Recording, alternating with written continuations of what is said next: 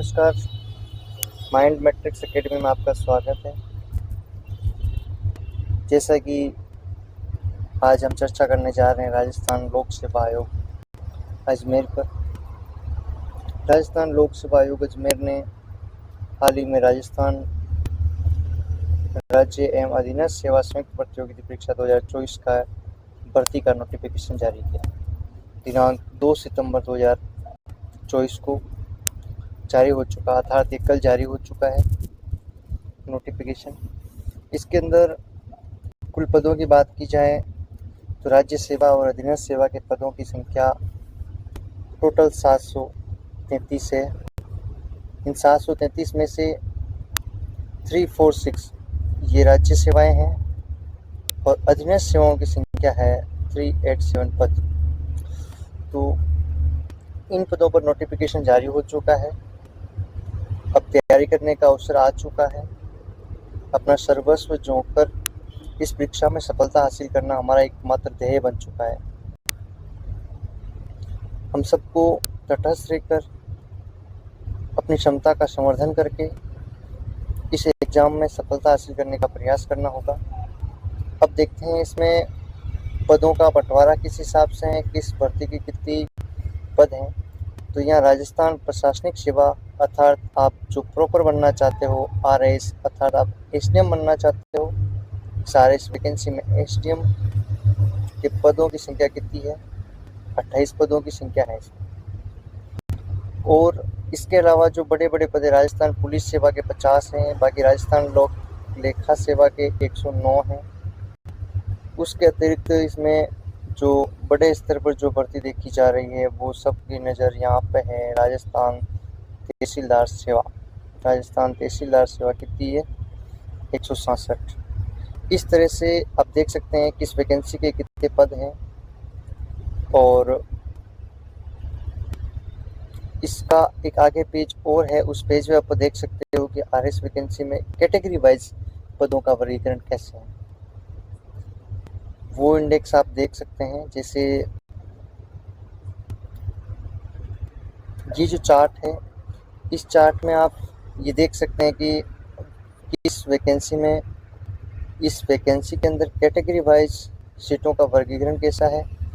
जैसा कि ये RS के पद अपन देख रहे हैं। जनरल में जनरल के 13 पद हैं। इसके बाद SC जनरल के अंदर 1 पद है। वहीं MBC जनरल के अंदर कितना पद है? 1। वहीं राजस्थान लेखा सेवा के 109 पद हैं टोटल।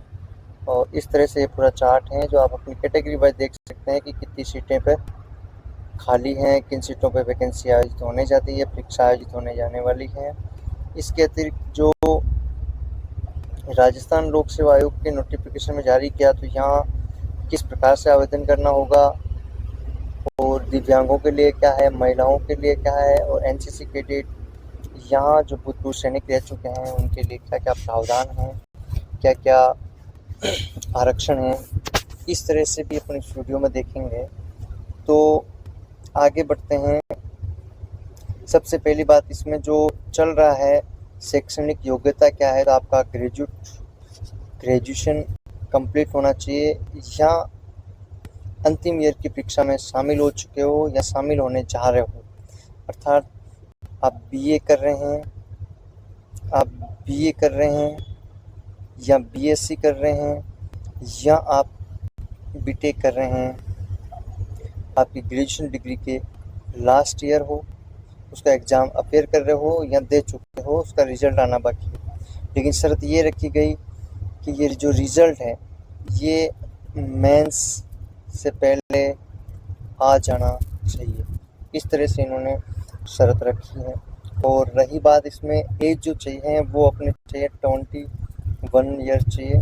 जो 21 ईयर कब होनी चाहिए, तो इन्होंने डेट लिखी है 1 जनवरी 2025, अर्थात 1/1/2025 को जिसकी एज 21 ईयर होगी वो इस परीक्षा में भाग ले सकते हैं। और 40 ईयर मैक्सिमम सीमा रखी गई है कि 40 ईयर से प्लस एज होती है इस डेट को, तो वो इस परीक्षा के लिए अपात्र घोषित किया जाएगा।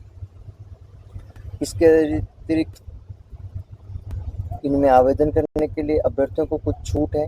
वो छूट 5 ईयर है, किसके लिए, SC ST वगैरह इनके लिए। और इसके अलावा महिलाएं हैं तो फिर 10 ईयर की छूट है। इसके बाद सामान्य की कोई महिला है तो उसको 5 ईयर की है। और विधवाओं के लिए कोई आयु सीमा निर्धारित नहीं की गई। इसके अतिरिक्त ये बोला है कि जो NCC कैडेट हैं, जो NCC कैडेट रह चुके हैं, जिनके पास C सर्टिफिकेट, B सर्टिफिकेट हैं या A सर्टिफिकेट हैं, तो जितने ईयर तक उन्होंने NCC में सेवा दी उस हिसाब से उनको पर उनके बराबर छूट दी जाएगी। जैसे C सर्टिफिकेट है, 3 साल तक वो सेवाएं देते हैं NCC के अंदर कॉलेज के साथ, तो उनको 3 ईयर का छूट दी जाएगी। इसके अतिरिक्त इसमें दिव्यांगों के लिए है तो उनके लिए 5 साल की छूट है। और किसी विशेष वाद विवाद होता है पेपर में वगैरह आयु सीमा में, किसी में तो जो इंग्लिश में लिखा हुआ है वाद वो मान्य होगा, ऐसा कुछ लिखा हुआ है। अब इम्पोर्टेंट चीज़ क्या है इसमें, तो चयन प्रक्रिया क्या है।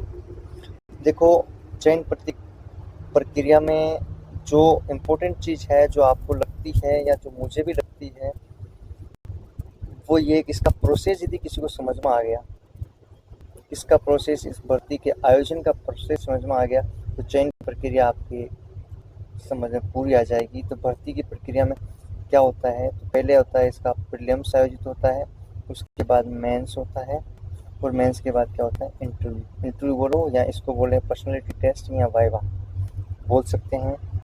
तो प्रीलिम्स ऑब्जेक्टिव होता है, इसमें 4 पेपर होते हैं, और ये सब्जेक्टिव होता है या यूँ के रिटन होता है। मेंस की तरह आपको डिस्क्रिप्टिव आंसर लिखने होते हैं, या इंटरव्यू होता है, पर्सनैलिटी टेस्ट होता है।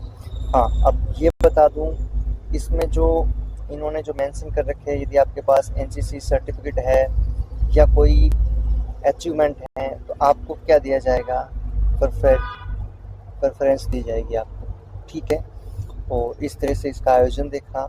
इसके अतिरिक्त जो इसमें बात है, तो परीक्षा की कोई तिथि अभी तक घोषित नहीं हुई है, लेकिन यथासंभव सूचना दी जाएगी, RPC की वेबसाइट पर आ जाएगी। तो संभावनाएं बताई जा रही है दिसंबर तक की, दिसंबर के अंतिम वीक में या जनवरी फर्स्ट वीक में होने की संभावनाएं बता रहे हैं, कोई कंफर्म नहीं है।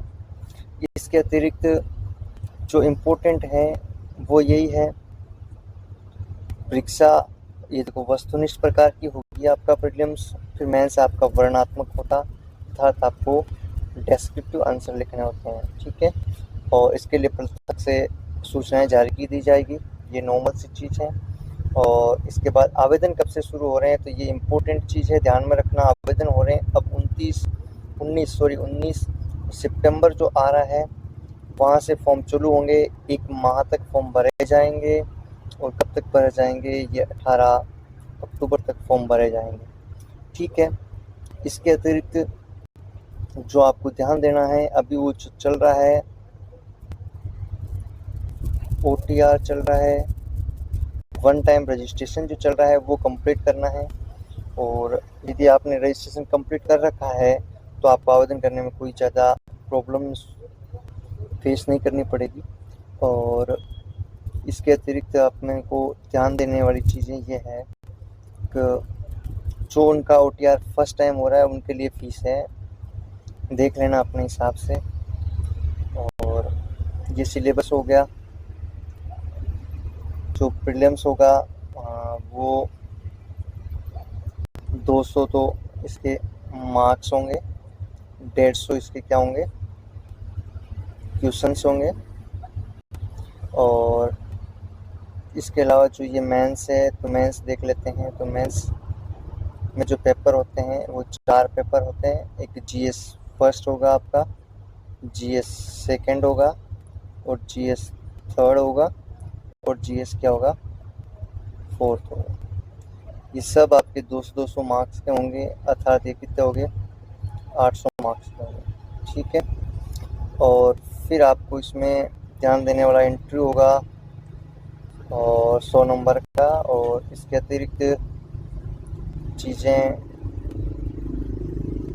ब्लू पेन का यूज़ करना, वो चीज़ें हैं, ये नॉर्मल सी चीज़ें ध्यान देना जो बाकी एग्ज़ाम में भी देते हैं। बाकी प्रीलिम्स का जो डेट वगैरह अनाउंस होगी उस पर विस्तृत जानकारी आ जाएगी कि किस तरह से अटेम्प्ट करना है, किस तरह से कितने ऑप्शन आएंगे। ऑप्शन देखो अभी यहाँ दे रखा था ऑप्शन का, तो इसमें ऑब्जेक्टिव पेपर है, उससे पहले 4 आया करते हैं। पिछली वैकेंसी से जो 5 आ रहे हैं ना, जिनको अपन बोलते हैं कि 5 घोड़े बनने हैं, उन 5 घोड़ों में से अपन को कितने बनना है, 1 बनना है। और उस 5 घोड़ों में से 5वां घोड़ा किस काम का है, तो ये जो नोट अटेम्प्ट वाला है, जिस क्वेश्चन को अपना अटेम्प्ट नहीं करना चाहते हैं, उसका ये 5वां बनना है। इसके अतिरिक्त तो कोई खास है नहीं।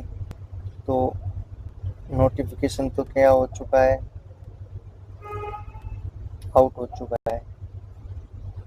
ठीक, अब नोटिफिकेशन आउट हो गया, अब क्या बचा अपने यार, तैयारी वाला ऑप्शन बचा है। तो कुछ छोटी सब्जेक्ट साथ लेके तैयारी कर सकते हैं जब तक प्रीलिम्स की डेट नहीं आती है। लेकिन प्रीलिम्स तो अभी से पढ़ते रहना चाहिए होगा। हो सकता है यहाँ पर फ्रेंड्स दे सकते हैं ऐसी सब्जेक्ट को पहले पढ़ें जो प्री और मेंस में हो, और जैसे ही एग्ज़ाम डेट निश्चित हो जाए उस दिन से आप सिर्फ और सिर्फ प्री में लग सकते हैं। और तैयारी करने का जो मेरा एक व्यू है वो आपको बता दूं कि आपको कोई भी एक टेस्ट सीरीज़ ज्वाइन कर लेनी चाहिए और उस टेस्ट सीरीज़ को फॉलो करते हुए अपना सिलेबस कंप्लीट करते रहना चाहिए। धन्यवाद। और मिलेंगे माइंड मैट्रिक्स एकेडमी में। ये माइंड मैट्रिक्स एकेडमी का पहला वीडियो था। धन्यवाद। Thank you so much.